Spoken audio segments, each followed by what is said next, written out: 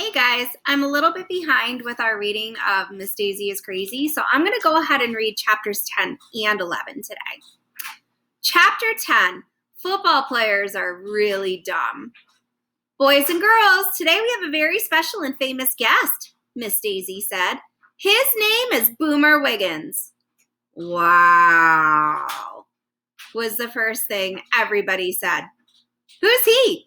Was the second thing everybody said. But I knew who Boomer Wiggins was because Boomer Wiggins was my hero. He was the quarterback of my favorite football team, the Chargers. Wow, a real football player right in our classroom. Miss Daisy told us that Boomer Wiggins had a daughter in 4th grade, and that's why he was spending the day at our school. When Boomer Wiggins walked into the class, everybody gasped.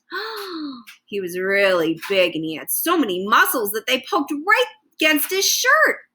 We all crowded around him, and Boomer let us feel his arm muscles. I couldn't even get my hands around them. Then Boomer picked up Emily with one hand. Wow. He was amazing. Then he gave each of us a little plastic football, and he signed his name on each one. Does anybody have any questions? Boomer asked. Do you like knocking guys on their butts? I asked. Everybody laughed.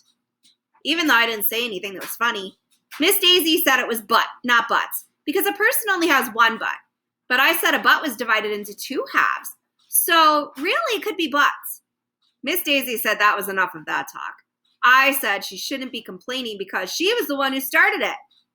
I don't like knocking people down, Boomer told us, but sometimes we have to because it's part of the game.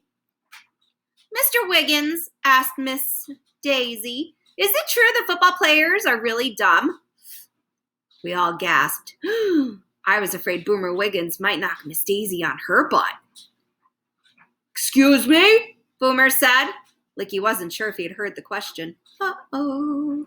Well, somebody once told me that if you play football, you don't have to know how to read or write or do arithmetic or go to school.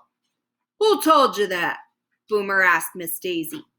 Everybody looked at me. Ooh. I slid down so that my head was almost under my desk. And I hid behind a notebook. Oh, a good friend of mine told me, Miss Daisy said. Is it true? If I didn't go to school, I never could have become a football player, Boomer told us. I have to read and study my playbook very carefully. I have to write letters to my fans. Every week I have to study very hard to get ready for the next game. Did you go to college? Asked Miss Daisy. Yes, Boomer said. And when my football career is over, I plan to go back to school so I can become a doctor. Wow, I said.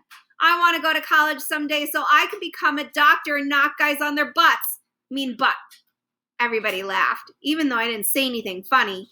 Then, to prove how smart he was, Boomer Wiggins read us a book and passed out bookmarks that said, achieve your goal by reading on them.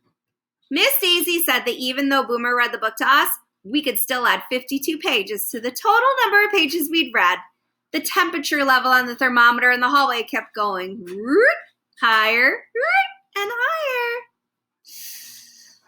Moving on to chapter 11, we rule the school.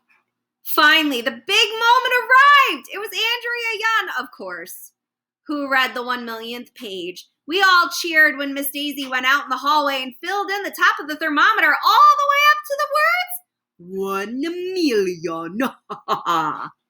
That Friday night, everybody in the whole school showed up at school. Can you believe it? I actually couldn't wait to get to school on the weekend. When we got there, a big banner was hanging over the front door that said, we read 1,000,000 pages on it. Principal Klutz was waiting for us. He was wearing a gorilla suit just like he promised. Inside there was a table of snacks and treats and juice. Miss Daisy had brought in bonbons. But best of all, the gym was filled wall to wall with video games. I had never seen so many video games in my life. Families had brought in lots of TV sets, game systems, and games and lined them up all around the gym. We could play all we wanted, and the only rule was that you had to take turns.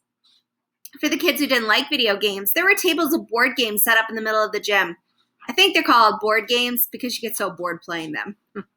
I played just about every video game in the gym.